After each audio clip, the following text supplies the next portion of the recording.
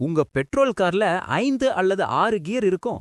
ஆனா உங்க ஈவி கார்ல கியரே கிடையாதுன்னு சொன்னா நம்புவீங்களா? ஆமாங்க.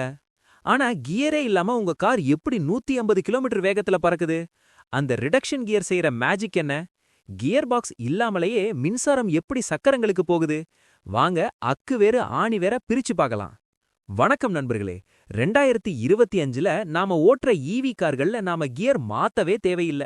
அதுக்கு காரணம் அதுல இருக்கிற single speed high speed transmission. இது எப்படி வேலை செய்யுதுன்னு தெரிஞ்சுக்கிட்டா உங்க காரோட பர்ஃபார்மன்ஸ் ரகசியம் உங்களுக்கு புரிஞ்சிடும். ரிடக்ஷன் கியர் ஈவி கார்களுக்கு ஒரு வரப்பிரசாதம். மின்சார மோட்டார்கள் மிக அதிக வேகத்தில் நிமிடத்திற்கு 10,000 முதல் 20,000 முறை சுழலக்கூடியவை.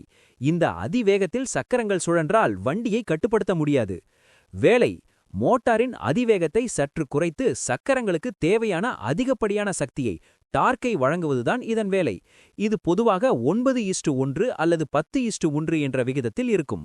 அதாவது மோட்டார் 10 முறை சுழன்றால் சக்கரம் 1 முறை சுழலும். ஈவி கார்களில் பெட்ரோல் கார்களைப் போன்ற பெரிய கியர் பாக்ஸ் கிடையாது. ரிடக்ஷன் கியர் என்பது மோட்டாருடன் நேரடியாக இணைக்கப்பட்ட ஒரு சிறிய பெட்டிக்குள் ஹவுசிங்குள் இருக்கும்.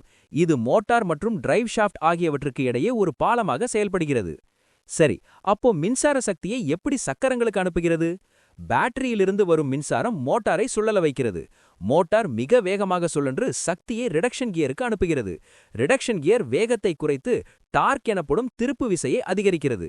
இந்த சக்தி டிஃபரன்ஷியல் வழியாக 2 பக்க சக்கரங்களுக்கும் அனுப்பப்பட்டு கார் நகர ஆரம்பிக்கிறது. அவ்வளவுதான் மேட்டர் முடிஞ்சுது. சோ ஈவில கியர் மாத்த தேவையில்லைன்றதுக்கு காரணம் இந்த ஒற்றை வேக ரிடக்ஷன் கியர் தான்.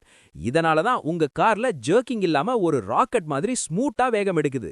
இந்த தகவல் உங்களுக்கு புதுசா இருந்தா லைக் பண்ணுங்க, உங்க நண்பர்களுக்கு ஷேர் பண்ணுங்க.